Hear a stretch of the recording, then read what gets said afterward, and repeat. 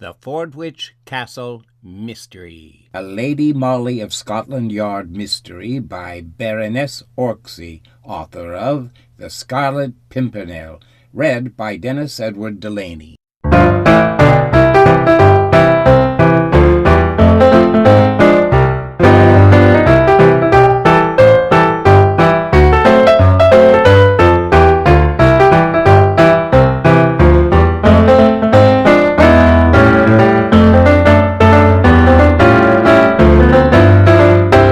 Can you wonder that, when some of the ablest of our fellows at the yard were at their wits' end to know what to do, the chief instinctively turned to Lady Molly?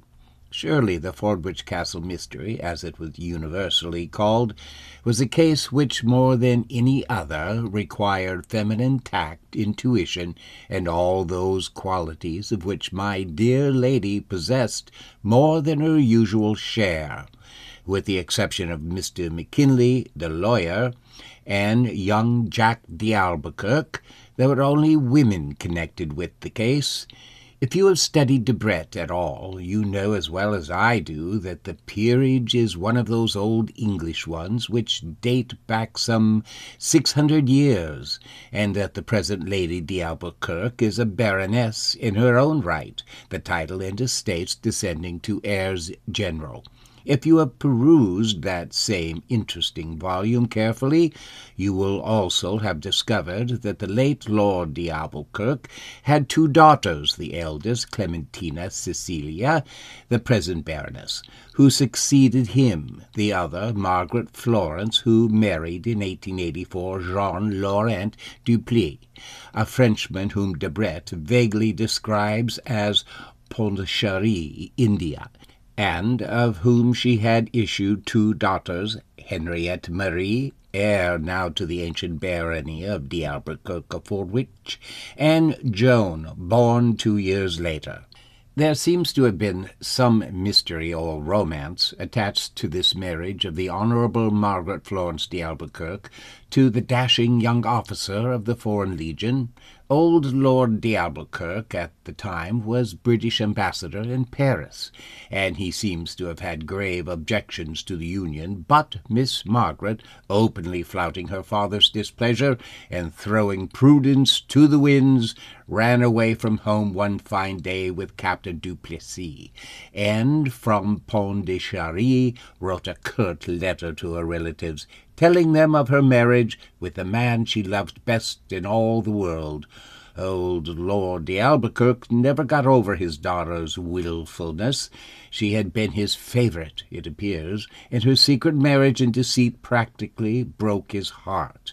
He was kind to her, however, to the end, and when the first baby girl was born and the young pair seemed to be in straitened circumstances, he made them an allowance until the day of his daughter's death, which occurred 3 years after her elopement, on the birth of her second child.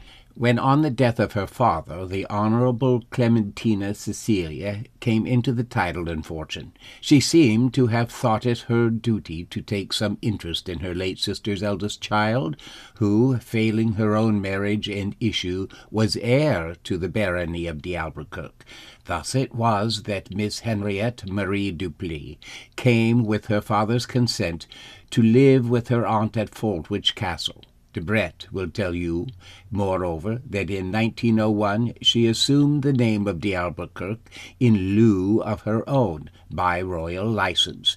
Failing her, the title and estate would devolve firstly on her sister Joan, and subsequently on a fairly distant cousin, Captain John d'Albuquerque, at present a young officer in the Guards.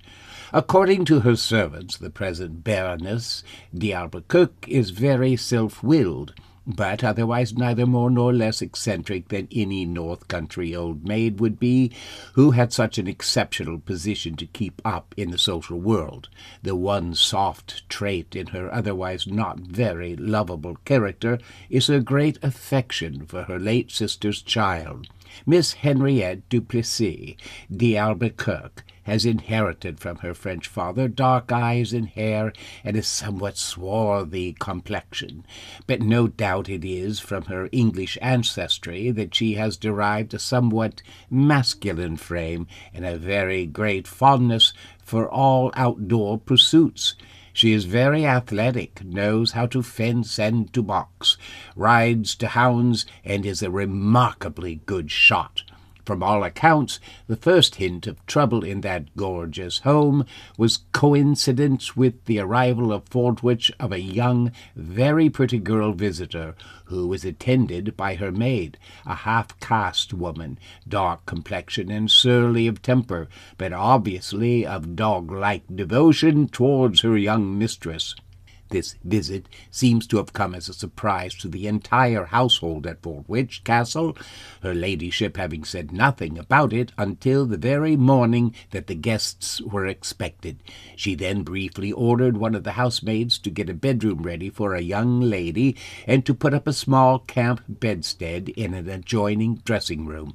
Even Miss Henrietta seems to have been taken by surprise at the announcement of this visit, for, according to Jane Taylor, the housemaid in question, there was a violent word passage between the old lady and her niece, the latter winding up an excited speech with the words, "At any rate, aunt, there won't be room for both of us in this house," after which she flounced out of the room, banging the door behind her. Very soon the household was made to understand that the newcomer was none other than Miss Joan Duplessis, Miss Henriette's younger sister.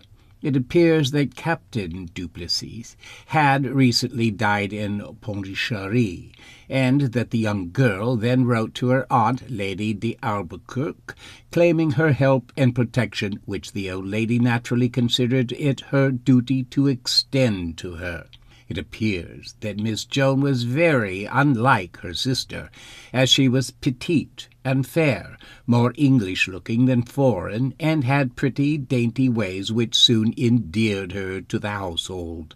The devotion existing between her and the half-caste woman she had brought from India was, moreover, unique. It seems, however, that from the moment these newcomers came into the house, dissensions, often degenerating into violent quarrels, became the order of the day. Henriette seemed to have taken a strong dislike to her younger sister, and most particularly to the latter's dark attendant, who was vaguely known in the house as Runa. That some events of serious import were looming ahead, the servants at Fordwych were pretty sure. The butler and footmen at dinner heard scraps of conversation which sounded very ominous. There was talk of lawyers, of proofs of marriage and birth certificates, quickly suppressed when the servants happened to be about. Her ladyship looked terribly anxious and worried, and she and Miss Henriette spent long hours closeted together in a small boudoir, whence proceeded ominous sounds of heart-rending weeping on her ladyship's part, and angry and violent words from Miss Henriette. Mr. McKinley, the eminent lawyer from London, came down 2 or 3 times to Fordwych, and held long conversations with her ladyship, after which the latter's eyes were very swollen and red. The household thought it more than strange that Runa, the Indian servant, was almost invariably present at these interviews between Mr. McKinley, her ladyship, and Miss Joan. Otherwise the woman kept herself very much aloof. She spoke very little, hardly took any notice of anyone save of her ladyship and of her young mistress, and the outbursts of Miss Henriette's temper seemed to leave her quite unmoved. A strange fact was that she had taken a sudden and great fancy for frequenting a small Roman Catholic convent chapel, which was distant about half a mile from the castle, and presently it was understood that Runa, who had been a Parsi, had been converted by the attendant priest to the Roman Catholic Faith. All this happened, mind you, within the last 2 or 3 months. In fact, Miss Joan had been in the castle exactly 12 weeks when Captain Jack d'Albuquerque came to pay his cousin one of his periodical visits. From the first, he seems to have taken a great fancy to his cousin Joan, and soon everyone noticed that this fancy was rapidly ripening into love. It was equally certain that from that moment dissensions between the two sisters became more frequent and more violent, the generally accepted opinion being that Miss Henriette was jealous of Joan, whilst Lady d'Albuquerque herself, for some unexplainable reason, seems to have regarded this love-making with marked disfavour. Then came the tragedy. One morning Joan ran downstairs, pale and trembling from head to foot, moaning and sobbing as she ran. "Runa! My poor old Runa! I knew it! I knew it!" Captain Jack happened to meet her at the foot of the stairs. He pressed her with questions, but the girl was unable to speak. She merely pointed mutely to the floor above. The young man, genuinely alarmed, ran quickly upstairs. He threw open the door leading to Runa's room, and there, to his horror, he saw the unfortunate woman lying across the small camp bedstead, with a handkerchief over her nose and mouth, and her throat cut. The sight was horrible.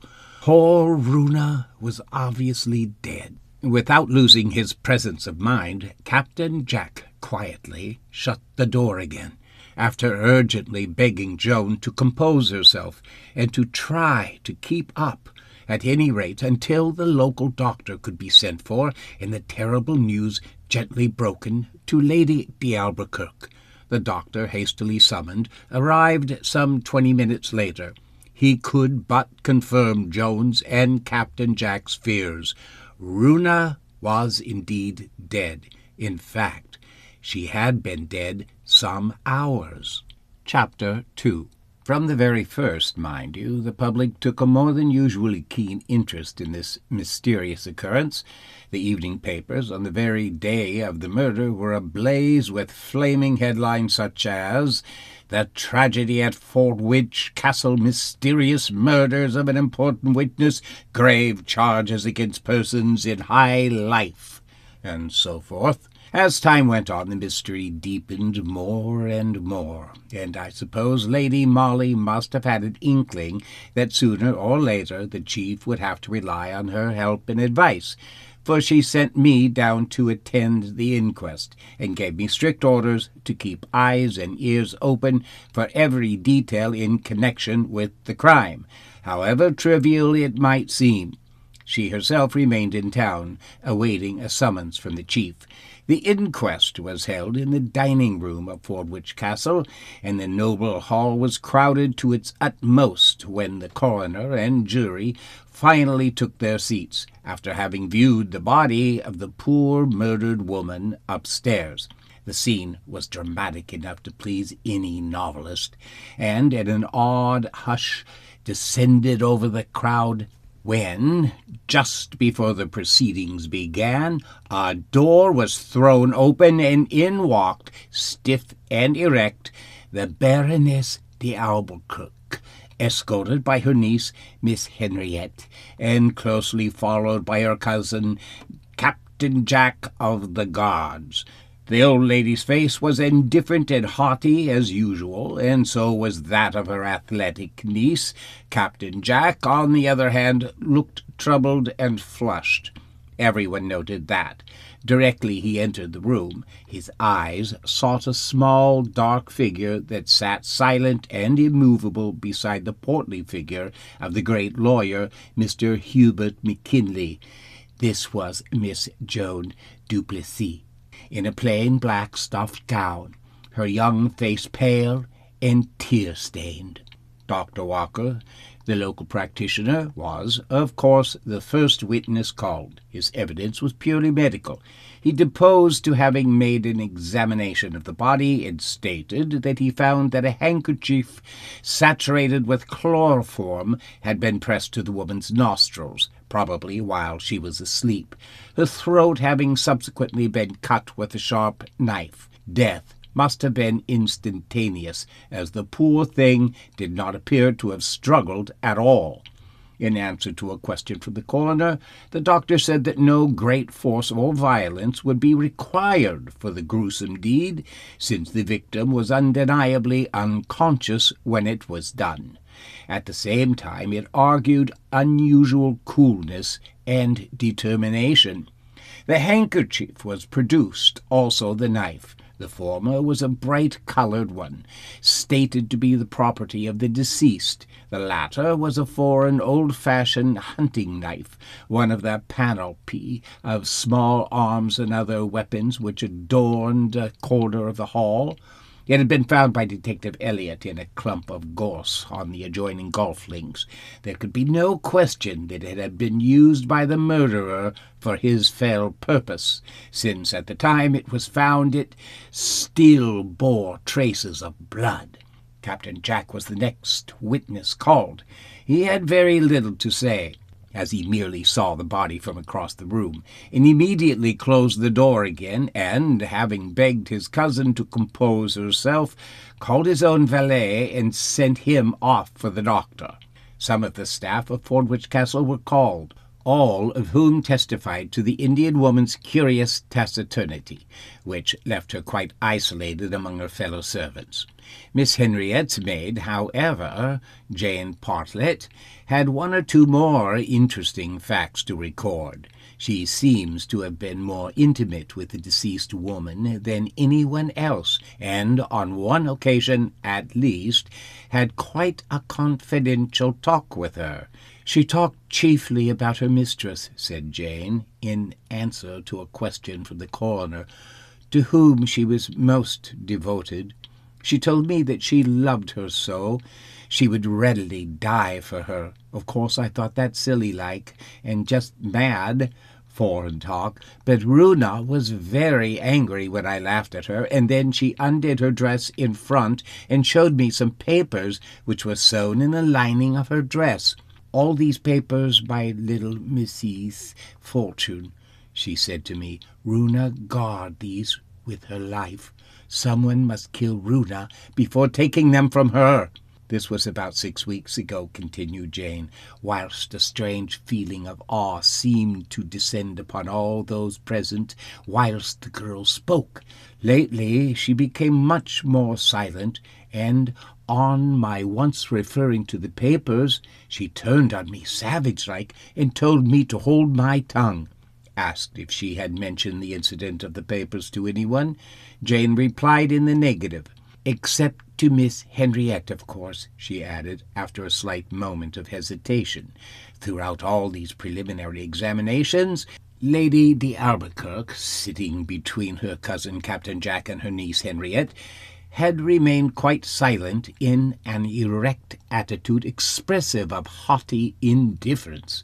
Henriette, on the other hand, looked distinctly bored. Once or twice she had yawned audibly, which caused quite a feeling of anger against her among the spectators.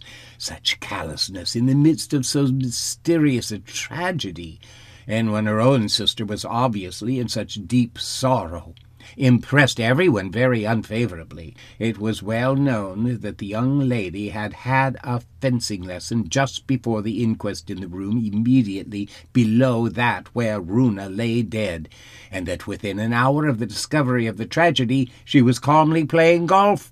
Then Miss Joan Duplessis was called. When the young girl stepped forward, there was that odd hush in the room which usually falls upon an attentive audience when the curtain is about to rise on the crucial act of a dramatic play.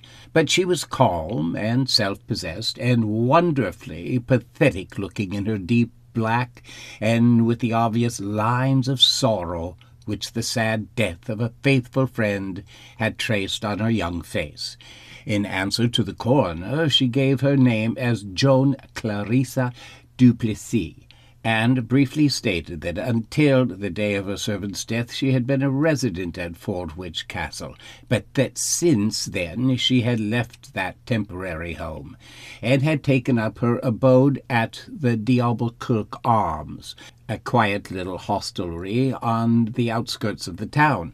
There was a distinct feeling of astonishment on the part of those who were not aware of this fact, and then the coroner said kindly, "You were born, I think, in Pondicherry, in India, and are the younger daughter of Captain and Mrs. Duplessis, who was her own sister to her ladyship."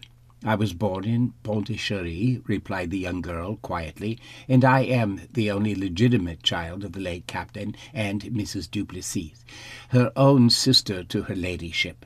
A wave of sensation, quickly suppressed by the coroner, went through the crowd at these words. The emphasis which the witness had put on the word legitimate could not be mistaken, and everyone felt that there must lie the clue to the so far impenetrable mystery of the Indian woman's death. All eyes were now turned on old Lady Kirk and on her niece Henriette, but the two ladies were carrying on a whispered conversation together, and had apparently ceased to take any further interest in the proceedings. "The deceased was your confidential maid, was she not?" asked the coroner after a slight pause. "Yes." "She came over to England with you recently?" "Yes. She had to accompany me in order to help me to make good my claim to being my late mother's only legitimate child, and therefore the heir to the barony of Kirk." Her voice had trembled a little as she said this, but now, as breathless silence reigned in the room, she seemed to make a visible effort to control herself, and, replying to the coroner's question, she gave a clear and satisfactory account of her terrible discovery of her faithful servant's death. Her evidence had lasted about a quarter of an hour or so, when suddenly the coroner put the momentous question to her. "Do you know anything about the papers which the deceased woman carried about her person, in reference to which has already been made?" "Yes," she replied quietly. "They were the proofs relating to my claim. My father, Captain Duplessis, had in earlier youth, and before he met my mother, contracted a secret union with a half-caste woman, who was Runa's own sister. Being tired of her, he chose to repudiate her. She had no children, but the legality of the marriage was never for a moment in question. After that, he married my mother, and his first wife subsequently died, chiefly of a broken heart. But her death only occurred 2 months after the birth of my sister Henriette. My father, I think, had been led to believe that his first wife had died some 2 years previously, and he was no doubt very much shocked when he realized what a grievous wrong he had done our mother. In order to mend matters somewhat, he and she went through a new form of marriage, a legal one this time, and my father paid a lot of money to Runa's relatives to have the matter hushed up. Less than a year after this second and only legal marriage, I was born and my mother died. These papers, of which so much has been said, what did they consist of?" "They were the marriage certificates of my father's first wife and 2 sworn statements as to her death 2 months after the birth of my sister Henriette, one by Dr. Renaud, who was at the time a well-known medical man in Pondicherry, and the other by Runa herself, who had held her dying sister in her arms. Dr. Renaud is dead, and now Runa has been murdered, and all the proofs have gone with her." Her voice broke in a passion of sobs, which, with manifest self-control, she quickly suppressed.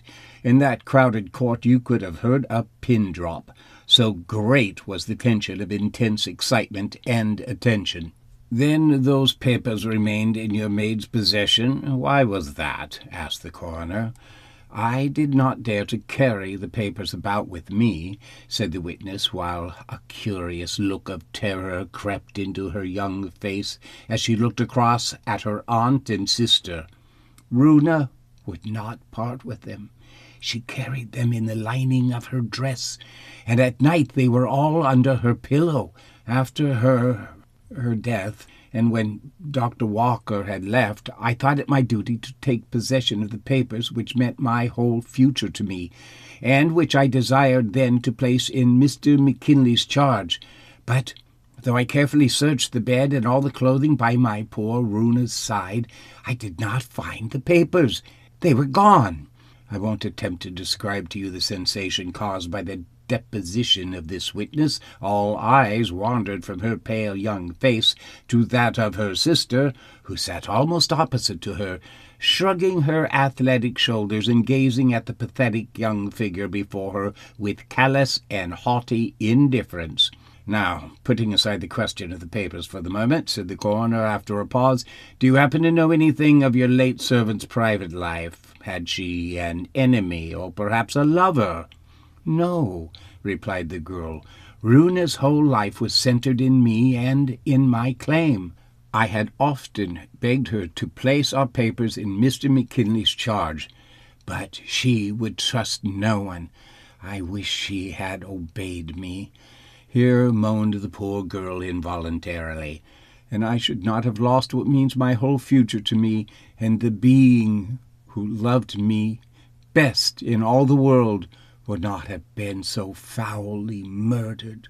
Of course, it was terrible to see this young girl thus instinctively, and surely unintentionally, proffering so awful an accusation against those who stood so near to her.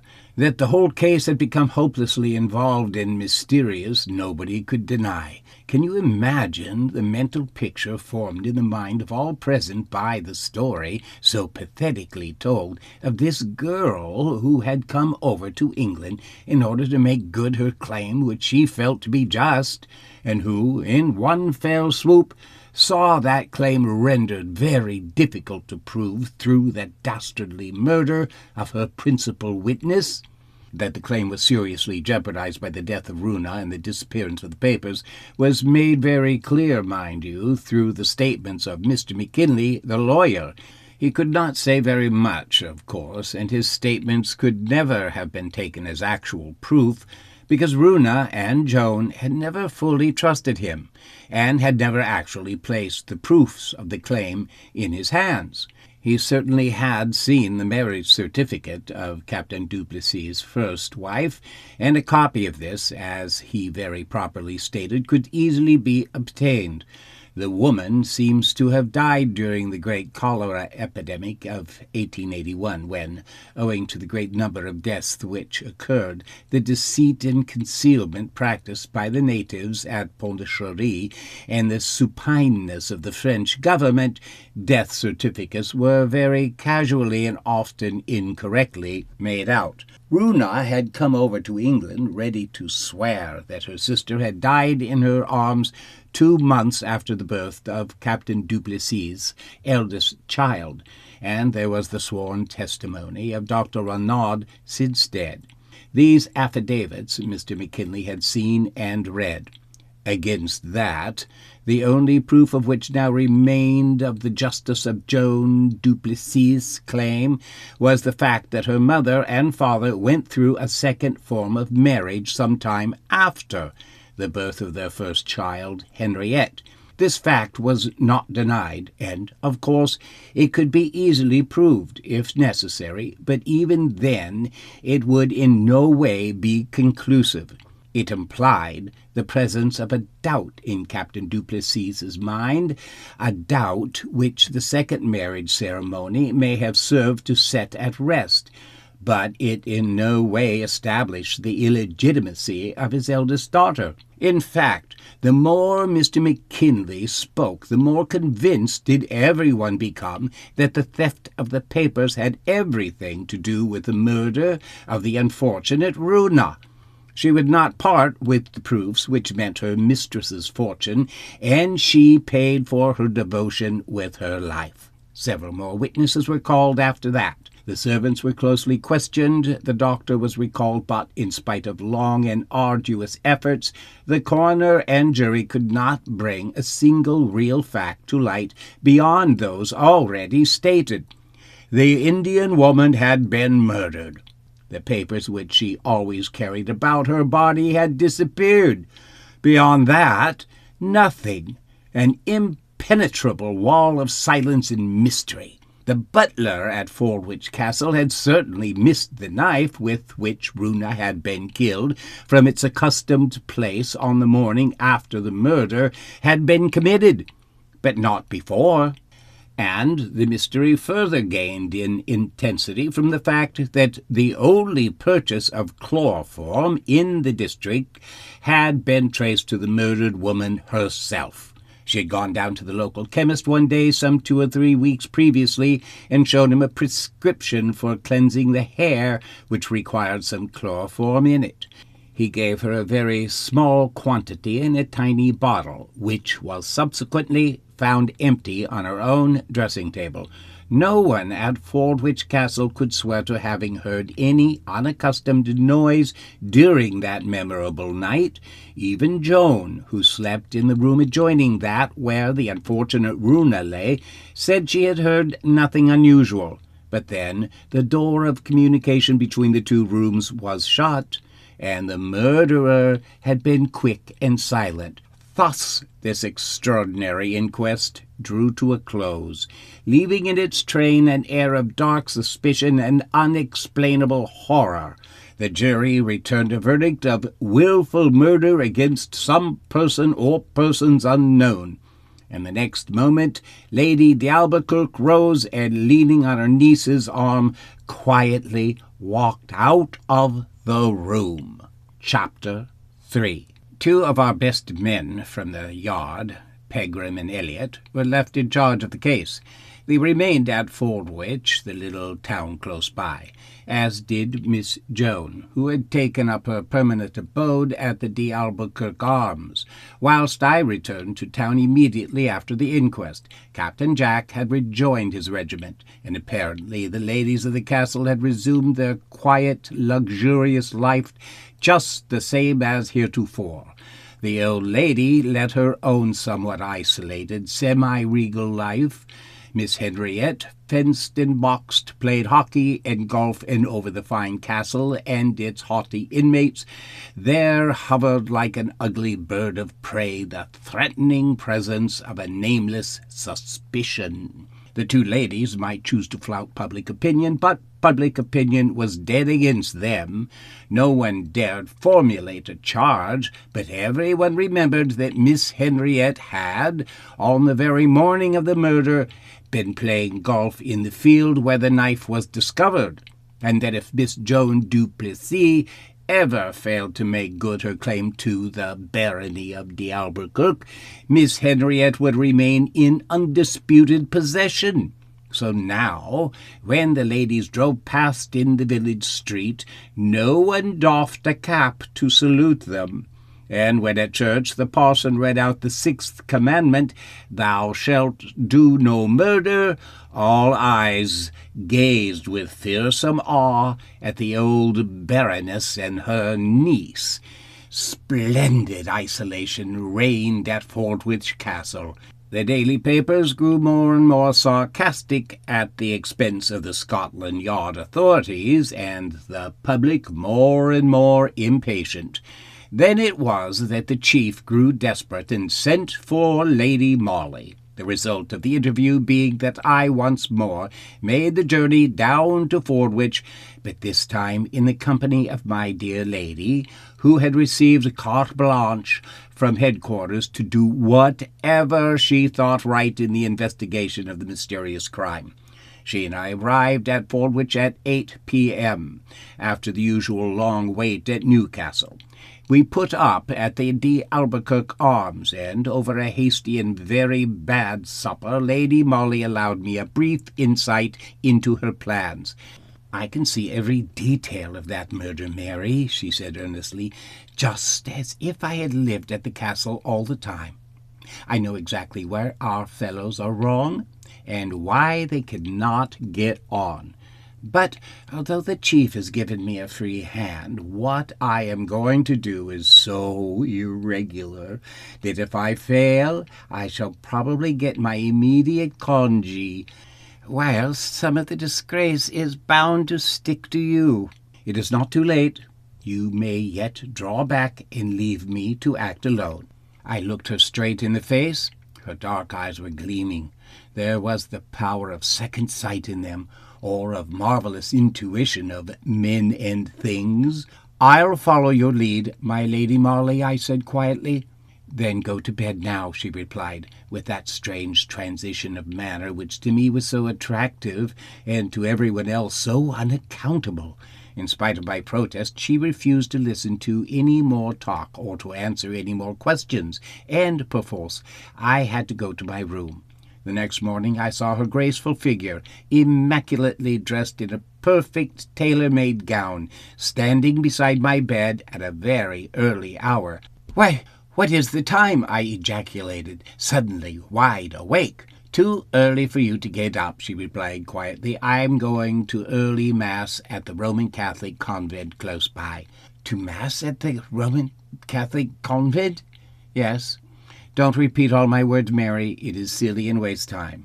I have introduced myself in the neighborhood as the American, Mrs. Silas A. Ogden, whose motor has broken down and is being repaired at Newcastle, while I, its owner, amuse myself by viewing the beauties of the neighborhood.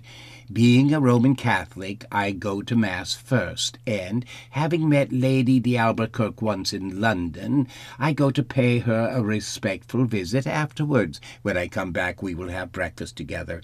You might try in the meantime to scrape up an acquaintance with Miss Joan Duplessis, who is still staying here, and ask her to join us at breakfast." She was gone before I could make another remark, and I could but obey her instantly to the letter. An hour later I saw Miss Joan Duplessis strolling in the hotel garden. It was not difficult to pass the time of day with the young girl, who seemed quite to brighten up at having someone to talk to. We spoke of the weather and so forth, and I steadily avoided the topic of the Fordwych Castle tragedy until the return of Lady Molly at about 10 o'clock. She came back looking just as smart, just as self-possessed as when she had started 3 hours earlier. Only I, who knew her so well, noted the glitter of triumph in her eyes, and knew that she had not failed. She was accompanied by Pegram, who, however, immediately left her side and went straight into the hotel, whilst she joined us in the garden, and, after a few graceful words, introduced herself to Miss Joan Duplessis, and asked her to join us in the coffee-room upstairs. The room was empty, and we sat down to table, I quivering with excitement and awaiting events. Through the open window I saw Elliot walking rapidly down the village street. Presently the waitress went off, and I, being too excited to eat or to speak, Lady Molly carried on a running conversation with Miss Joan, asking her about her life in India and her father, Captain Duplessis. Joan admitted that she had always been her father's favourite. "He never liked Henrietta somehow," she explained. Lady Molly asked her when she had first known Runa. "She came to the house when my mother died," replied Joan, "and she had charge of me as a baby. At Pondicherry no one had thought it strange that she came as a servant into an officer's house where her own sister had reigned as mistress. Pondicherry is a French settlement, and manners and customs there are often very peculiar. I ventured to ask her what were her future plans. "Well," she said with a great touch of sadness, "I can, of course, do nothing whilst my aunt is alive. I cannot force her to let me live at Fordwych or to acknowledge me as her heir. After her death, if my sister does assume the title and fortune of d'Alberkirk," she added, whilst suddenly a strange look of vengefulness, almost of hatred and cruelty, marred the childlike expression of her face, "then I shall revive the story of the tragedy of Runa's death, and I hope that public opinion—" She paused here in her speech, and I, who had been gazing out of the window, turned my eyes on her. She was ashy pale, staring straight before her. Her hands dropped the knife and fork which she had held. Then I saw that Pegram had come into the room, that he had come up to the table and placed a packet of papers in Lady Molly's hand. I saw it all as in a flash. There was a loud cry of despair, like an animal at bay, a shrill cry, followed by a deep one from Pegram of "No, you don't!" And before anyone could prevent her, Joan's graceful young figure stood outlined for a short moment at the open window.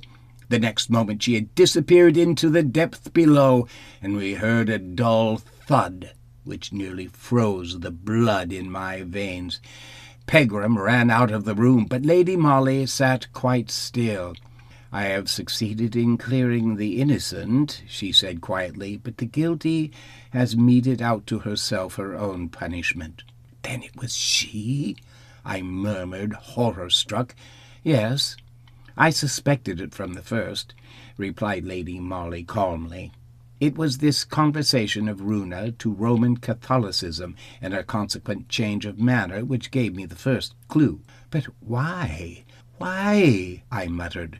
"A simple reason, Mary," she rejoined, tapping the packet of papers with her delicate hand, and, breaking open the string that held the letters, she laid them out upon the table. "The whole thing was a fraud from beginning to end. The woman's marriage certificate was all right, of course, but I mistrusted the genuineness of the other papers from the moment that I heard that Runa would not part with them and would not allow Mr. McKinley to have charge of them. I am sure that the idea at first was merely one of blackmail. The papers were only to be the means of extorting money from the old lady, and there was no thought of taking them into court. Runa's part was, of course, the important thing in the whole case, since she was here prepared to swear to the actual date of the first Madame Duplessis's death. The initiative, of course, may have come either from Joan or from Captain Duplessis himself, out of hatred for the family who would have nothing to do with him and his favourite younger daughter. That, of course, we shall never know. At first Runa was a posse, with a dog-like devotion to the girl whom she had nursed as a baby and who no doubt had drilled her well into the part she was to play. But presently she became a Roman Catholic, an ardent convert, remember, with all a Roman Catholic's fear of hellfire. I went to the convent this morning. I heard the priest's sermon there, and I realized what an influence his eloquence must have had over poor, ignorant, superstitious Runa. She was still ready to die for her young mistress, but she was no longer prepared to swear to a lie for her sake. After Mass, I called at Fordwych Castle. I explained my position to old Lady d'Albuquerque, who took me into the room where Runa had slept and died. There I found two things, continued Lady Molly, as she opened the elegant reticule which still hung upon her arm, and placed a big key and a prayer book before me. The key I found in a drawer of an old cupboard in the dressing-room where Runa slept, with all sorts of odds and ends belonging to the unfortunate woman, and going to the door which led into what had been Joan's bedroom, I found that it was locked, and that this key fitted into the lock. Runa had locked that door herself on her own side. She was afraid of her mistress. I knew now that I was right in my surmise. The prayer book is a Roman Catholic one. It is heavily thumb-marked there, where false oaths and lying are denounced as being deadly sins for which hellfire would be the punishment. Runa, terrorized by fear of the supernatural, a new convert to the faith, was afraid of committing a deadly sin. Who knows what passed between the two women, both of whom have come to so violent and terrible an end? Who could tell what prayers tears, persuasions Joan Duplessis employed from the time she realized that Runa did not mean to swear to the lie which would have brought her mistress wealth and glamour, until the awful day when she finally understood that Runa would no longer even hold her tongue, and devised a terrible means of silencing her forever. With this certainly before me, I ventured on my big coup. I was so sure, you see. I kept Joan talking in here whilst I Pegram to her room with orders to break open the locks of her handbag and dressing case. There! I told you that if I was wrong, I would probably be dismissed, the force for irregularity, as of course I had no right to do that. But if Pegram found the papers there, where I felt sure they would be, we could bring the murderer to justice. I know my own sex pretty well, don't I, Mary? I knew that Joan Duplessis had not destroyed, never would destroy, those papers, even as Lady Molly spoke. We could hear heavy tramping outside the passage. I ran to the door, and there was met by Pegram. "She is quite dead, miss," he said. "It was a drop of 40 feet, and a stone pavement down below." The guilty had indeed meted out her own punishment to herself. Lady d'Albuquerque sent Lady Molly a cheque for £5,000 the day the whole affair was made known to the public. I think you will say that it had been well earned. With her own dainty hands, my dear lady lifted the veil which hung over the tragedy of Fordwych Castle, and with the finding of the papers in Joan Duplessis' dressing bag and the unfortunate girl's suicide, the murder of the Indian woman was no longer a mystery.